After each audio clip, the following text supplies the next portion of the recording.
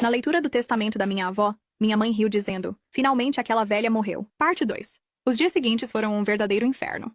Assim que saímos do escritório do advogado, minha mãe me agarrou pelo braço no estacionamento com uma força que me deixou marcas. O rosto dela estava transfigurado de ódio.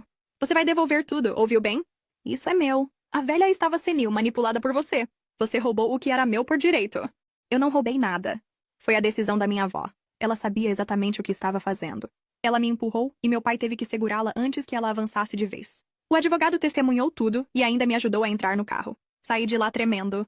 Mas ao mesmo tempo, havia uma parte de mim que estava firme. Pela primeira vez, eu não estava sozinha. Minha avó havia pensado em tudo. E eu sentia que agora era hora de lutar e vencer. Mas minha mãe não desistiu. No dia seguinte, já havia publicado nas redes sociais uma sequência de postagens dizendo que eu era uma neta ingrata, que tinha manipulado uma idosa vulnerável, que eu a havia isolado da família para dar o golpe perfeito. As pessoas que sempre puxaram o saco dela começaram a comentar, me atacar, me xingar. Eu fui chamada de oportunista, de interesseira, de cobra. Pessoas que nunca me olharam na vida estavam agora dando opinião, como se tivessem presenciado tudo. E não parou por aí. Minha mãe entrou com um processo para anular o testamento. Alegou que minha avó estava mentalmente instável, que eu tinha me aproveitado da velhice dela para convencê-la a mudar tudo. Apresentou testemunhos falsos de vizinhos que mal conheciam a gente, dizendo que minha avó já confundia nomes, esquecia onde estava. Mas ela não contava com o nível de preparação da minha avó. No meio do processo, o advogado solicitou que fosse apresentado um item essencial, deixado pela minha avó. Um vídeo. Ela havia gravado tudo. Em pleno estado de saúde e lucidez, com data registrada e perícia confirmando a veracidade, minha avó apareceu na tela dizendo tudo o que sempre quis dizer em vida. Se minha filha está vendo isso, é porque provavelmente está tentando contestar minhas decisões. Pois bem, a verdade é que você nunca me tratou com amor, nunca me respeitou, sempre foi gananciosa, cruel com sua filha, e pior ainda comigo, sua mãe. Você jamais mereceu minha confiança, muito menos meus bens. Ela respirou fundo e completou: "Eu deixo tudo para a única pessoa que esteve do meu lado. Me amou de verdade e me defendeu. Minha neta. E ninguém vai tirar isso dela." Foi um choque. O juiz paralisou, os advogados adversários ficaram sem reação. Minha mãe, por sua vez, levantou da cadeira e gritou: "Isso é uma farsa.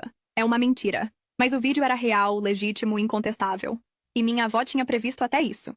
Anexou laudos médicos, exames e uma carta do próprio médico atestando sua sanidade, plena nos dias da gravação e da assinatura do testamento. Ainda assim, minha mãe começou a me ameaçar.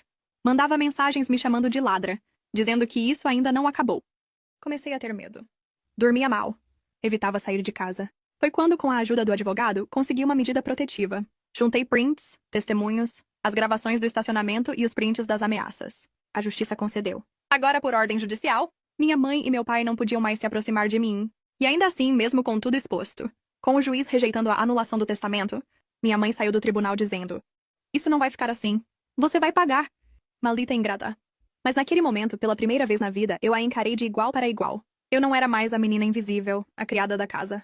Eu era a herdeira da mulher mais forte que já conheci. E a partir dali, era hora de viver a minha vida. Com o fim do processo, a justiça do país reconheceu que o testamento era legítimo.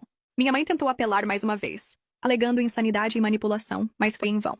O juiz foi firme ao declarar que não havia brechas, que todos os documentos e vídeos deixados por minha avó demonstravam não só plena consciência, como uma escolha absolutamente intencional. E quando ele olhou para mim, disse: "Você tem todo o direito de viver em paz agora. Sua avó te amava muito. Honre esse amor." Foi impossível não chorar naquele momento. A vida depois disso não foi fácil, não mesmo. A dor dos anos de humilhação, de solidão, de ter sido tratada como um estorvo dentro da própria casa, não se curava da noite pro dia. Mas pela primeira vez eu podia respirar. Com a herança da minha avó, consegui mudar de cidade. Comprei minha própria casa. Uma que eu decorei com cada lembrança boa que tinha dela. A poltrona de leitura dela está na sala. O lenço azul que ela sempre usava está pendurado na parede emoldurado.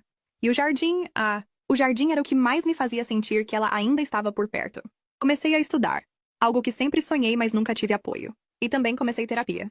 Descobri que existia um nome para tudo o que vivi: abuso emocional, negligência parental, manipulação psicológica. Minha mãe, por outro lado, viu tudo ruir. Quando suas mentiras vieram à tona, muitos daqueles que a defendiam se afastaram. Descobriram que ela não era essa mulher sofrida que tentava parecer, mas sim uma pessoa fria, que sempre odiou a própria mãe por ter sido deserdada pelo pai, e que descontou essa frustração em mim. Com o tempo, ela e meu pai começaram a enfrentar dificuldades financeiras. Eles haviam contado com a herança para quitar dívidas, para manter o estilo de vida arrogante que sempre ostentaram. Sem o dinheiro da minha avó, começaram a perder tudo aos poucos. Primeiro venderam o carro de luxo, Depois o apartamento da praia, e por fim a própria casa, que estava no nome do meu avô, e havia sido transferida para minha avó anos antes. Tentei ter pena deles. De verdade. Mas a cada lembrança de quando minha mãe me deixava de castigo, por comer o último biscoito, ou quando dizia que eu era um erro que ela não conseguiu abortar, a compaixão sumia. E então eu entendi. Não era minha obrigação perdoar. E muito menos salvar quem nunca me quis bem. Recebi uma última mensagem dela há uns meses. Dizia: Parabéns, conseguiu destruir a própria mãe. Espero que durma bem sabendo disso. Eu sorri e respondi: Durmo como nunca dormi antes. Finalmente em paz. Obrigada por provar à vovó que ela estava certa o tempo todo. Depois disso, bloqueei. Hoje eu acordo sem medo, sem pisar em ovos, sem ouvir gritos. Hoje eu sou dona da minha vida. E tudo isso porque uma mulher maravilhosa, minha avó, me enxergou quando ninguém mais quis ver. Ela me deu amor, me deu proteção e, no fim, me deu liberdade. Obrigada, avó, por tudo.